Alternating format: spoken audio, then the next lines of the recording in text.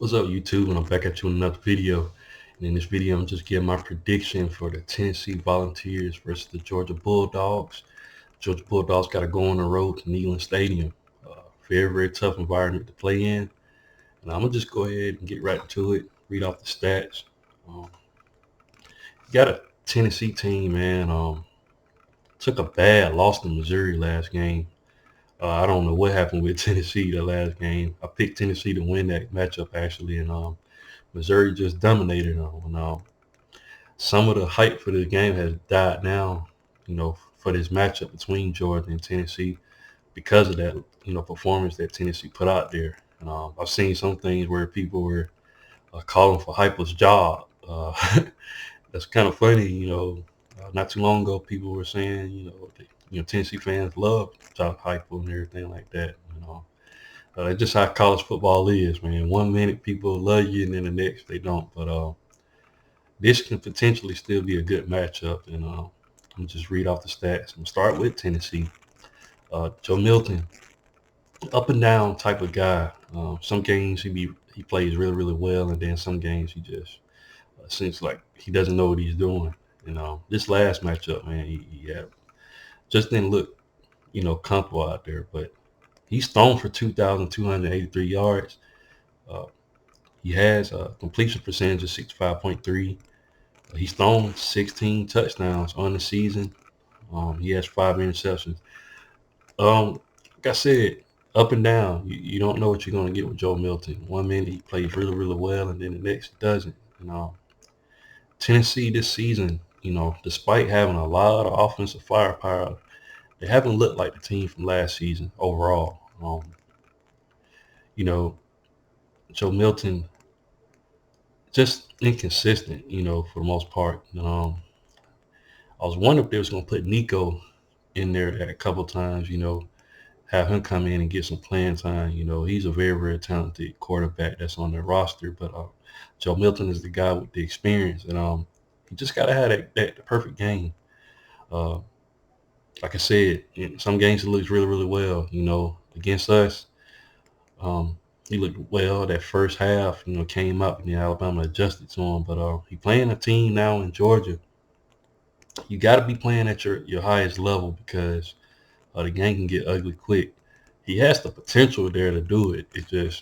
You know, it's just up and down. But he does bring a threat, even a stronger threat than what Jackson Dart did, in my opinion.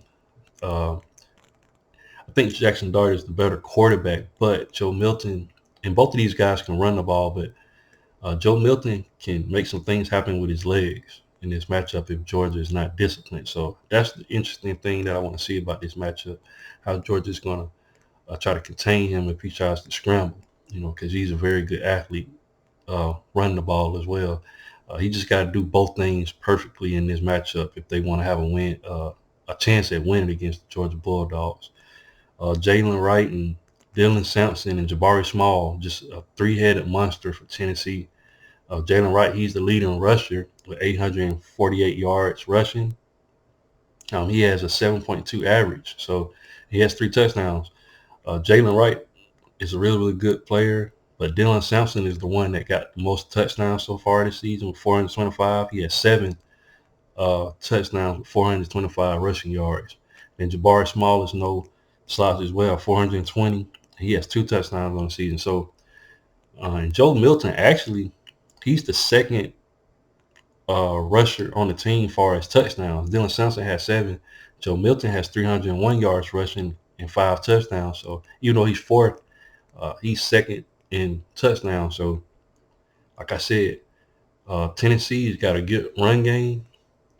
The way they play football, is predicated on the way they run the ball. So they got to be able to run the ball in this matchup. They didn't do a good job against Missouri, and tough sledding trying to go against this Georgia Bulldog defense. They're way more better, way better than Missouri. So Tennessee, they have the weapons. They just got to be able to execute. It's gonna be tough sledding though, going against the Georgia Bulldog defense. Wide receiver, they got Squirrel Wright. He has 609 yards receiving, 2 touchdowns on the season. That's crazy. They have the guys. It's just Joe Milton got to get on the ball. Ramel Keaton, 4 touchdowns with 469 receiving yards. I mean, this is not the Tennessee team from last year. Under Hendon Hooker. Hendon Hooker would have had these guys with some amazing stats, in my opinion. Um, I'm not knocking Joe Milton, but he's definitely not Hendon Hooker from last season. And they have the guys, man. They have the weapons. They got Brew McCoy. Dante Thornton is getting involved. He's third on the team now receiving with 224 yards and a touchdown. They just got to get these guys the ball, and it all depends on Joe Milton. He got to get them the ball. Defensively, Tennessee is no slouch defensively, even though they gave up a lot of points. 36 to Missouri, man. It's only so much that a defense can do. You got to have some sustainable drives, to give your defense rest. Tennessee is no slouch, man. They have 33 sacks on the season, so greatly improved defense from last season. And it's just a shame that the offensive side of the ball hasn't been up to par. Because if you pair last year's offense with Hendon Hooker with this year's defense for Tennessee, Tennessee would be a formidable foe. And they still have the potential to do it. It's just whether or not they can pull it off at home. Playing in Tennessee is a very, very hard place to play. And they can do it. It's a chance they can do it, but it seems like a long shot after their performance that they just had. I'm going to read off Georgia's stats. Of course, Carson Beck, he's thrown for 3,000 yards and 3,022 yards passing. I mean, really, really good player. 72.2 completion percentage, 18 touchdowns, 5 interceptions. I mean, this guy just continues to put up good numbers, and just Georgia, man, as a whole, the defense and the offense, really, really good. Dejon Edwards, 692 rushing yards. I mean, he has 10 touchdowns on the season. Kendall Milton has 7 with 422 rushing yards. Both these guys going over 5 yards. Dejon Edwards got 5.6 yards average. Kendall Milton has 6.3 rushing yards average. So a rush. So just a really, really good running back room. Georgia's already, good at running the ball.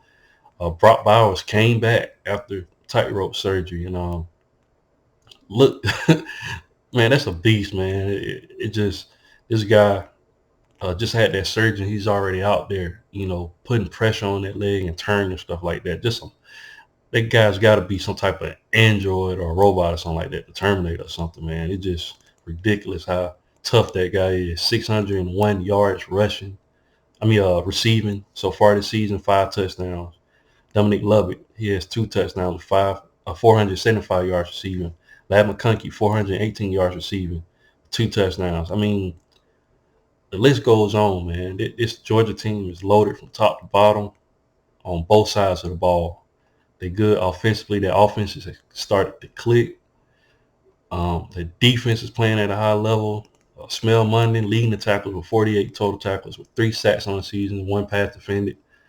I mean, Tyke Smith, that secondary is really, really good. It's going to be dangerous for Joe Milton to throw the ball on that secondary. Kamari Lassiter, he backed them. Malachi Starks, Javon Bullard. I mean, they just loaded in the backfield.